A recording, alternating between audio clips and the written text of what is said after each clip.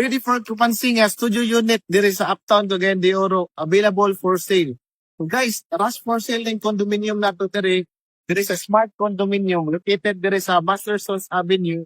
Akbang lang gid siya diri sa Xavier Estates, sa Pilipinas, tapad siya sa St. Francis Hospital, no?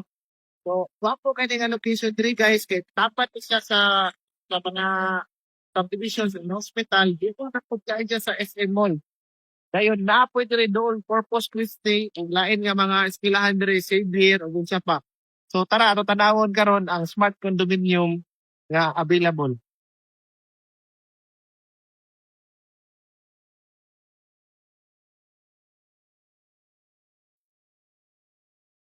So guys, mo ni siya ang smart condominium nga 6 floors nga building.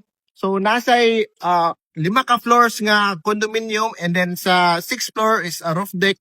Kung asa located ang atong swimming pool o atong amenities nga area. So tara, ubanig ko, tanawin na itong sulod sa studio unit. Ang gwapo po diri guys, kay naay parking area. Kaya makita niyo mo muning parking area para sa unit owners sa diri sa smart condominium. Ang nakagwapo po diri guys is naay kuan diri property management. Kung magpalit mo paliton niyo ning condominium diri, naay property management diri nga mag-manage sa inyong rental businesses. So pwede pod kami guys, manage pod mi og condominium rentals. Pwede may makatabang sa inyo para pag-manage sa yung mga kondo. Kay muna na amo ang ginahimo karon sa Hero Condo Rental CDO. So tara, kung tanawon na sulod. So guys, kata karon dire sa 3rd floor. Diri ang ato ang studio unit nga ginamaligya, rush for sale siya. So muni ang 3rd floor guys. Muni ang studio unit nga atong ginamaligya, no? So smart condominium ni siya. High-tech kayo yung door. And tara, muni ko ato tanawon. Kanina nga condo unit guys is Korean inspired nga condominium, and high-tech ni siya. Ang iyang suga diri is centralized. Pwede na ito i-on off diri. Tanan na din siya suga ang mapalong. So pwede pa na ito siya switch on. Ano na din mo. So kaninga studio unit guys is semi-furnished na siya mga gamit nga na diri, refrigerator, na atay microwave oven, and then natay mga cabinets dire.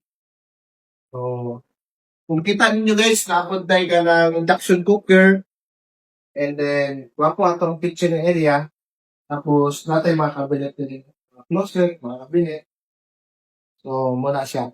So, ang nakagwapo ano dire is nakay freedom mo design mo usaon nimo ang mga furnitures, pwede mo palitan og bed, TV, smart TV. Tapos, kita niyo no, wapo ang paint dito sa inyo. So, diri po nga area mo na ako'y mirrors para nasa space illusion para luwag tanaw ng mga studio unit. So, karon mo ni ang view dire sa unit, no? So, muna siya ang highway sa uptown. So, nata karon sa 3rd floor. So, gwapo siyang view dire. Peaceful siyang area. At the same time, tanaw na to ang CR. Tapos dito sa di pa ito matusiya, napon tayo, kita na ko sa inyo natay LG nga window type ng aircon. Apil na siya guys.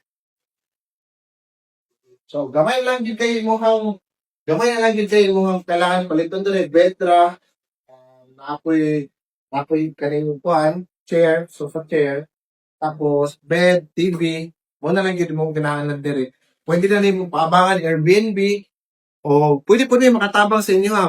Example, inyong iparent ni, pwede may kami mag-manage para sa inyo. Magdawat na lang mag-monthly ninyo income. Tara guys, sa CR ta. O, nakagwapo din guys is, ang CR is naka-hot and cold shower na siya, no? Naka na si hot and cold. Gwapo yung CR, naka-tiles siya, taman sa ibabaw. And then, since Korean inspired siya, tanawan din mong iyang ceiling. Gwapo siya guys, unique din siya nga design.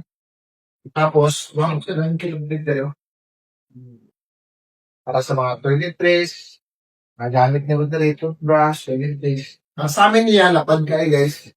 Wapo yung kay condominium nga naay sa amin. Puluwag ang mukhang area. So, kani, makita ninyo, maski ang door niya, Korean, inspired siya nga, kwan, na door. So, gwapo nga diri guys, actually, sulit kayo diri mag-invest sa, kwan, diri sa smart condominium since, kasi sa uptown, dakong potential ang imuhang investment. At the same time, mutaas ang presyo diri guys, inyo ning paliton diri, after few years, bawing-bawi kay ninyo. Kay times 2, times 3 ang presyo diri guys. So na to, kung ganahan mo nga property, PM lang ko or tawagin ko, anang number. Salamat!